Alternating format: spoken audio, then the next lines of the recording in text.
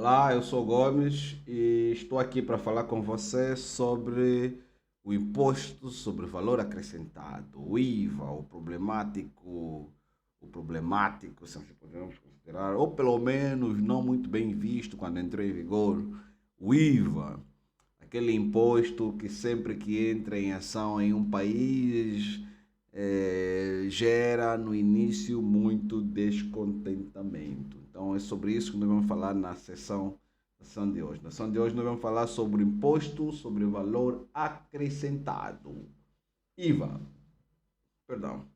Esta aula que faz parte do módulo 3, que é parte do curso Introdução ao Programa de Parceria do Sílica, não é?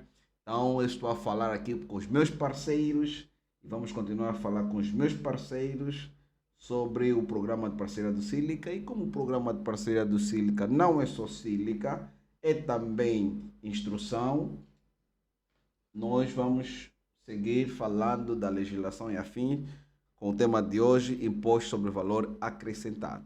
Bom, na sessão passada nós falamos dos requisitos para ser considerado uma fatura, não é? Dos requisitos obrigatórios para uma fatura, assim como nós falamos também das penalidades por não emissão de uma fatura ou penalidades por emissão faltando elementos obrigatórios em uma fatura. E quando nós falamos dos elementos obrigatórios de uma fatura, dissemos que, por exemplo, deve constar o nome, o NIF, o endereço da empresa emissora, assim como do cliente. Isso são elementos obrigatórios, e que os produtos devem estar devidamente discriminados, indicando a quantidade e o imposto aplicável. E que, no caso, o imposto aplicável é o imposto sobre o valor acrescentado, IVA. Bom, agora vamos lá ainda falar de IVA. IVA, imposto sobre o valor acrescentado.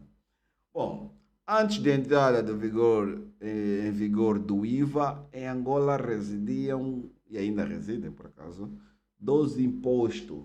Nós tínhamos o imposto de consumo e o imposto de selo de verba, não é? Eram os impostos que entravam em vigor no processo de faturação, não é? No processo de faturação, nós tínhamos o imposto de consumo e tínhamos o imposto de selo de verba. O imposto de selo de verba era único, 1% para todo mundo, e em todas as faturas, no caso, né, era 1% para todo mundo e em todas as faturas. E o imposto de consumo era de 5% em alguns produtos e 10% em outros. Bom, então estes eram os 12 impostos que vigoravam antes. Só que depois, a semelhança dos restantes países, Angola decidiu implementar o IVA, não é? Sendo o imposto único a atuar sobre o consumo. O que aconteceu? Esse imposto veio extinguir o selo de verba, o imposto de consumo, e sendo única e exclusiva, sendo o único imposto a residir. Exclusivo, imposto de consumo comum, não é? Porque continua a vigorar o imposto de consumo especial, e assim como em alguns casos continua a se pagar selo quando não se paga IVA, para quem está no regime de exclusão ou para aqueles produtos que estão isentos de IVA. Bom, então, mas o IVA não veio só como mais um imposto, porque essa é uma das características que esse imposto tem, é que ele não vem só como mais um imposto, porque o IVA vem acompanhado geralmente de uma série de medidas estruturantes, não é? No nosso caso particular de Angola, o IVA veio fazer com que a AGT seja muito mais eficiente na cobrança dos impostos correntes. Isso é facto, isto é facto e ponto, não é? Porque com a implementação do IVA também veio todo aquele sistema informático, todas aquelas regras de declaração de impostos associado a ele. E isso tornou com que a AGT fosse mais eficiente na cobrança do imposto. A AGT realmente está a arrecadar muito mais dinheiro com a implementação do IVA do que antes, quando tinha o imposto de consumo e o imposto de selo, porque passou a ser muito mais eficiente.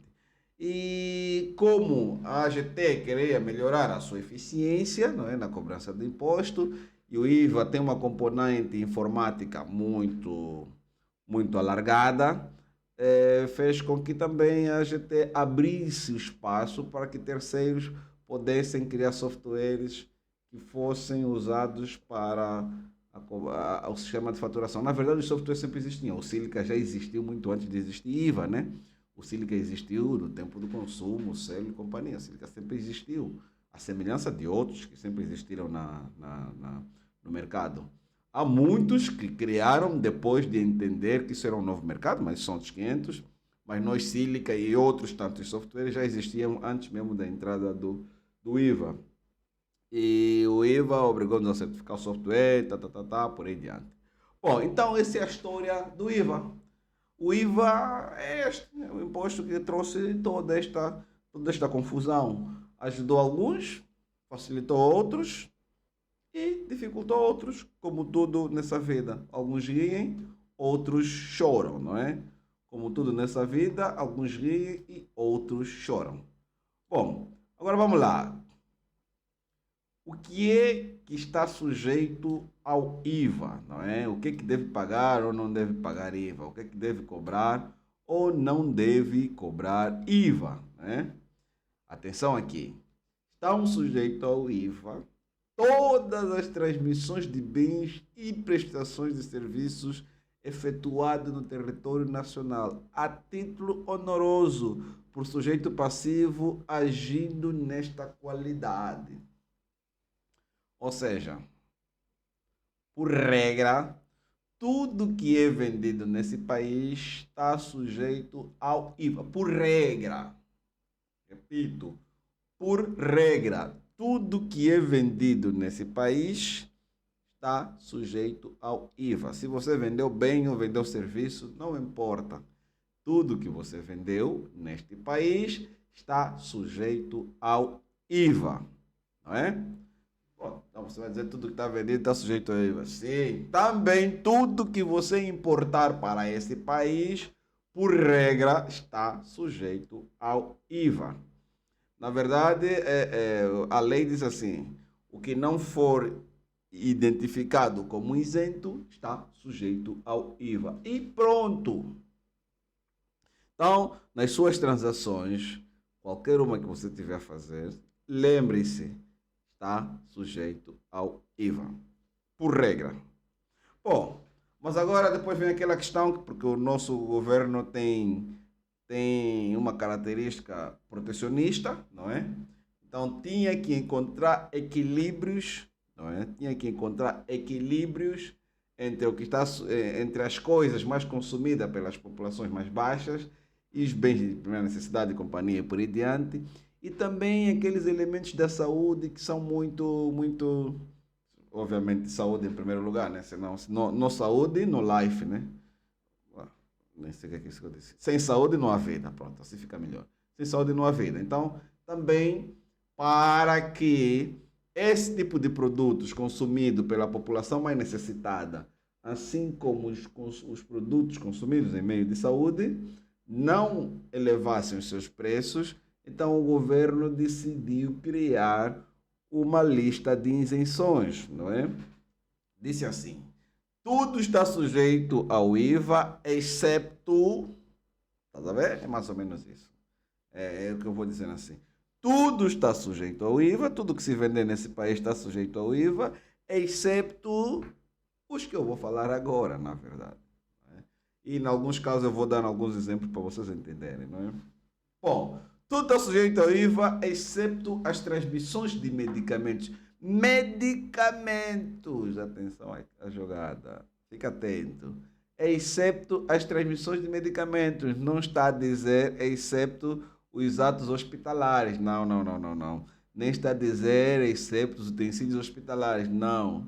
Exceto as transmissões de medicamentos. O que é que isso quer dizer? O que é que isso quer dizer? O que quer dizer é que nem tudo que está na farmácia está isento de IVA. Só os medicamentos. Vou dar aqui um exemplo. Então você vai comprar uma ampola, né? Uma ampola, vamos lá ver, uma ampola de dipirona, né? Você vai comprar uma ampola de dipirona na farmácia, certo? E eu comprar uma ampola de dipirona, a ampola não se aplica diretamente em você. A ampola é medicamento, mas não se aplica diretamente a você. Você vai precisar de seringa e agulhas para que o enfermeiro faça essa aplicação. E o que, é que vai acontecer? A ampola de dipirona está isento de IVA, porque é um medicamento. Mas a agulha e a seringa estão sujeitos ao IVA, porque não fazem parte da tabela de isenções. Está vendo o que, é que eu estou aqui a falar? Medicamentos, não utensílios, não é? Medicamentos e não utensílios. Às vezes as pessoas se surpreendem porque, principalmente se você for fazer compra nessas farmácias grandes, que já saíram do regime de exclusão há muitos anos, você vai encontrar lá muitos produtos, alguns com IVA, outros sem IVA, e você poderia, pô, mas a farmácia, as coisas de saúde não estão isentas de IVA. Não, não, não, não, não, não, não. Só os medicamentos. Tudo que você comprar que é medicamento, paracetamol, sei lá o que for, vitaminas, e papapá, tudo isso está isento. Mas os utensílios não estão isentos do IVA. Outra classe que está isenta são as cadeiras de rodas e veículos semelhantes. Sim. Quando se fala de cadeira de roda, aqueles carrinhos de roda, as canadianas, né, as muletas, tudo isso está isento de IVA. Há aqueles casos de aquelas cadeiras de rodas elétricas, sei lá, qualquer outra coisa que é usado pelas pessoas que têm a mobilidade reduzida, está considerado como sendo isento do IVA. Outra classe que está isenta de IVA, livros, incluindo em formatos digitais. Tudo que for livro não paga IVA, não é? Os livros físicos ou não, sei lá o que for. Então, se você for a uma livraria, a livraria, em princípio, o negócio deles está isento do IVA. Porque tudo que eles vendem lá, se não é livro digital, é livro físico, imagino eu. Então, deve. Não, pode ser. Se calhar vai querer vender em formato. Não, se é um meio digital, bem, sei lá. Mas continua, os livros continuam a ser isentos de IVA. Na verdade, aqui até faz uma extensão, costuma-se fazer uma interpretação extensiva. Eu penso que. Penso não, a gente depois fez sair um esclarecimento, não é? Quando se falava de livro, perguntava assim, e os atos da educação, não é? Por exemplo, o ato da educação que mais se paga em Angola, as propinas, não é? As propinas escolares. Pois, então fez uma extensão, fez um esclarecimento que livros, incluindo em formato digital, propinas, todos os atos da educação, na verdade, estão isentos de IVA. Atenção, os atos da educação. Mas se uma escola tiver transporte escolar, aí o transporte escolar não está isento de IVA. Só que o que costuma acontecer é que muitas instituições bom, misturam tudo, dizem que também está isento e companhia. Só que aquele depois, se passa aí um técnico da GTV fazer fiscalização, pode se tornar uma coisa bem confusa, né? Porque os atos de educação estão todos isentos, mas depois, mas na escola não se paga só propina, também tem transporte, também tem, por exemplo, tem as cantinas, tem o acesso à biblioteca, não sei o que, sei lá, tem outras coisinhas que podem ser feitas. E algumas delas não estão isentas, não é? Mas, por extensão, costuma-se considerar aquilo tudo como estando isento. Mas isso depende muito da interpretação do técnico. Bom, locação de bens imóveis destinados a fins habitacionais. O que está a dizer é que se você arrendar uma casa ou comprar uma casa, estes não estão sujeitos ao IVA, não é? Estes não estão sujeitos ao IVA. Este não está sujeito ao IVA. O que está sujeito ao IVA são os. Opa, o que se passa aqui? O que está sujeito a esses elementos não estão sujeitos ao IVA, não é? É o que está aqui a dizer, não é? O que ele está aqui a dizer que locação de bem, no caso aluguel de bem, de casas ou venda de casas também não está sujeito ao IVA. Operação sujeita ao CISA, transporte coletivo, não é? Isso era por causa dos táxis, como vocês sabem, os táxis são muito utilizados pela população em geral, táxis, autocarros, mas na verdade toda a forma de transporte coletivo de passageiros está isento de IVA, não é? Seja ele rodoviário, marítimo ou aéreo, não é? Não, não, não. Sim, sim, transporte coletivo de passageiros, isso mesmo. Seja ele rodoviário, marítimo ou aéreo. Tudo isso está isento do IVA, ok? Pois, então, tudo que se for vendido em Angola está sujeito ao IVA, excepto os bens que eu acabei de falar há pouco tempo. Agora, quais são as taxas do IVA que estão em vigor em Angola? Bom, as taxas em vigor em Angola também, por defeito, tudo está a 14%. Repito, por defeito, todo bem ou serviço que é prestado em Angola, a taxa dele do IVA é de 14%. Se o produto para o fornecedor deveria custar 100 mil kwanzas, por defeito, tem mais 14% de IVA, então ele vai ter que vender a 114 mil kwanzas. Por defeito tudo. E como sempre, depois vêm alguns casos especiais, né? Depois vêm alguns casos especiais. Por exemplo, tem a taxa de 5%, que é sobre importações e transmissões de bens constantes na tabela em anexo. Na verdade, essa tabela em anexo trata-se dos bens de alto consumo da cesta básica, não é?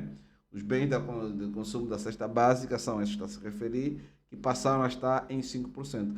E depois, só que aí é muito confuso, é uma zona muito confusa, é uma zona muito cinzenta, na verdade, é uma zona muito cinzenta, porque o que é e o que não é cesta básica nesse país ainda não está clarificado. E, aliás, temos aquela questão que o que é cesta básica para um grupo de pessoas pode não ser exatamente cesta básica para outro grupo de pessoas.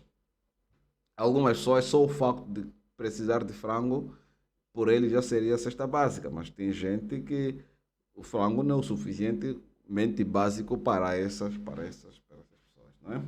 Então, na verdade, no código do CIF, há lá uma tabela bem grande mesmo, de todos os produtos que estão a 5% do IVA. E também a importação sobre insumos agrícolas. A importação sobre insumos agrícolas também está a 5%. Também está a 5%.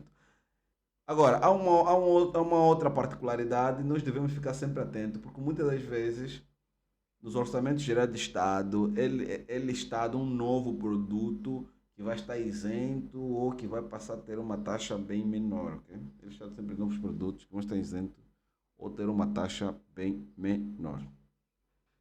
Ok? Então, agora aqui resumindo a sessão de hoje, o que aprendemos hoje? Aprendemos que o IVA, no caso Imposto sobre Valor Acrescentado, foi aplicado para substituir imposto de consumo e o selo de verba, não é?